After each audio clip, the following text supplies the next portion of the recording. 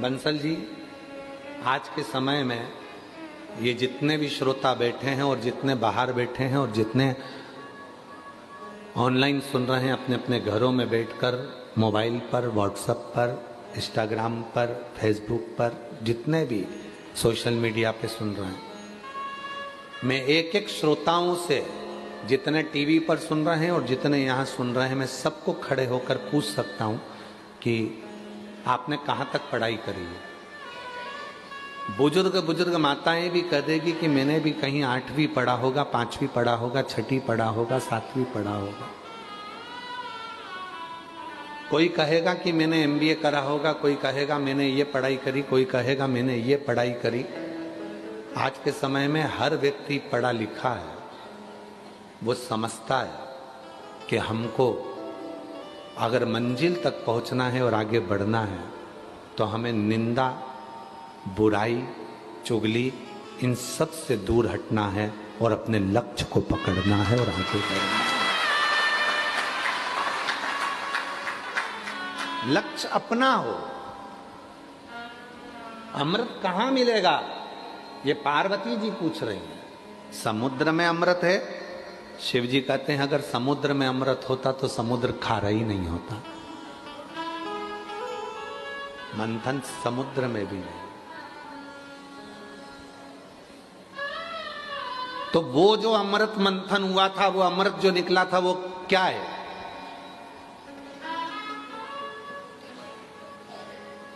शिव जी ने कहा वो तो विचारों का मंथन है।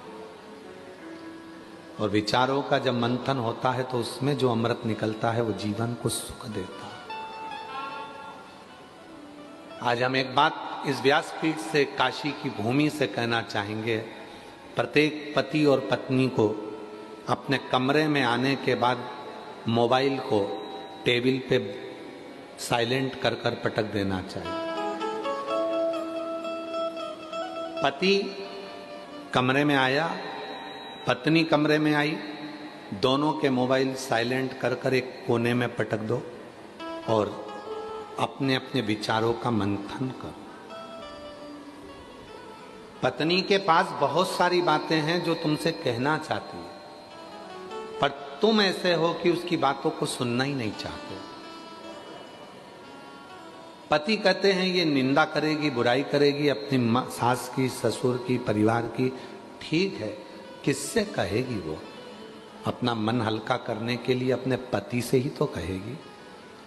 अगर पड़ोसी से कहना चालू कर देगी तो तुमको काली मिर्ची लग जाएगी। कहेगी तो पति से। किससे कहेगी? कहेगी तो पति से। अपने केवल मंथन समुद्र का नहीं हुआ, मंथन विचारों का हुआ। विचारों का मंथन।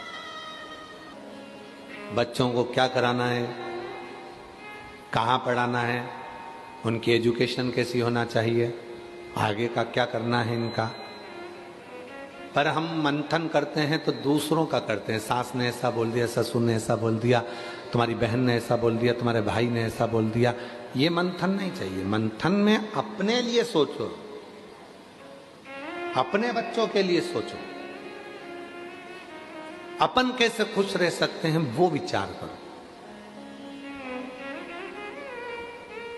तुम सबसे ज्यादा बहू, किसी की भी अगर बहू होगी तो सबसे 33 कोटि देवी देवता में सबसे ज्यादा बहू माता पार्वती जी की थी। माता पार्वती।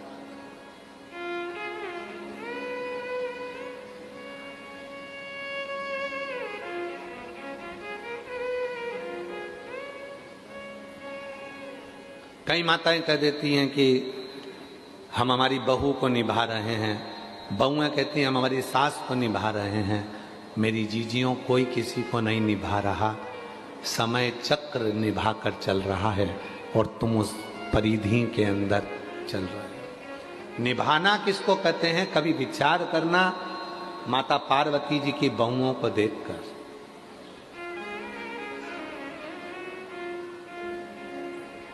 बहुओं को देख, एक माँ छठी रिद्धि सिद्धि, बहुओं का क्रम देखिएगा। 6 लड़कियां, जया, विषहरा, शामलीवारी, दौतली, देव, अशोक सुंदरी। दामाद,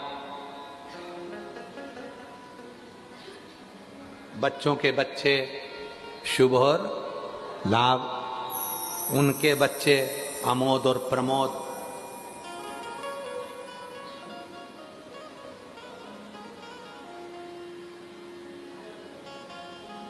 फिर उनके बच्चे आनंद और कीर्ति। दादा परदादा बनकर भी अपनी बहुओं को निर्वाह कर रही है मां। क्यों? क्योंकि मंथन पति और पत्नी में है, विचारों का, तो वहां विवाद नहीं होता। आपके यहां विवाद किस बात का होता है? विवाद का कारण क्या है आपके यहां? विवाद का कारण यह है कि मंथन आप दूसरों का कर रहे हो। पापा ने बोल दिया, मम्मी ने बोल दिया, उसने ये बोल दिया, उसने वो बोल दिया। मंथन अपना करो ना। कल अपने को क्या करना है, आगे कैसे बढ़ना है, बच्चों को एजुकेशन कराना है तो उसकी लाइन पकड़ाना है, उसको वो पढ़ना चाहता है, उसको पढ़ाना है। मंथन करो कि कल कमाई कैसे करेंगे, बच्चों को कैसे पढ़ाएंगे। मंथन वो नहीं है कि अपनी हिम्मत को हार देना, विष निकाल लेना, इसको मंथन नहीं कहा गया।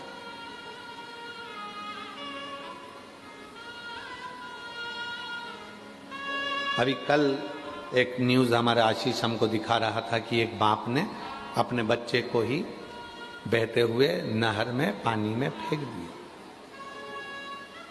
मां अपने एक बच्चे को लेकर चली गई, बाप के पास एक बच्चा रह गया, दोनों में लड़ाई झगड़ा चल रहा था और बच्चे से, क्या तुमने निकाला? ये अमृत नहीं है, ये विष है, इसको अमृत नहीं कहेंगे।